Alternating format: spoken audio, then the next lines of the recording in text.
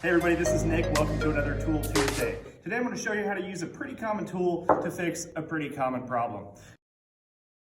So if you get dents or dings in your wood, oftentimes it can seem like it's just ruined forever, but there is a little trick to get those dents out. So I'm going to demonstrate that. I'm actually using something that I'm working on. That's how confident I feel in this process. So first I'm going to put a little dent in the corner of my wood here. There you go. Can you see that? Perfect. All I need to fix that is a wet paper towel and a solid heat source. So what I've got here is a little flat iron for like sewing and stitching purposes. But you can also get a variety of different heating tools, but this is just a soldering iron attachment. So you can also use a soldering iron if you clean it first, and you can even use your iron at home if you're careful.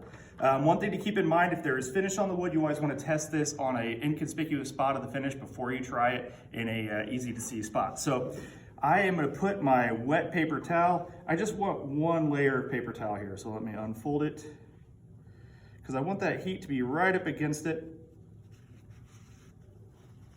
Put it over the dent. I'm going to use my soldering iron now directly on that spot, and I want to hear that sound.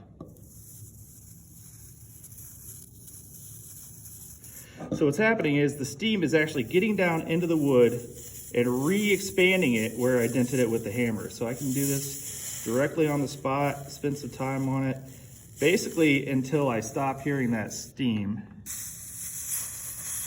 And it's not damaging the wood in any way.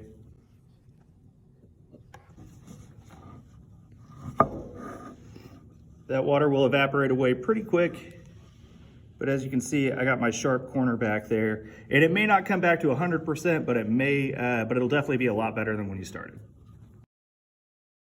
That's all for today. Thanks for watching. If you have any questions about the tools that we have here at Maker Playground or other tips and tricks, please drop them in the comments.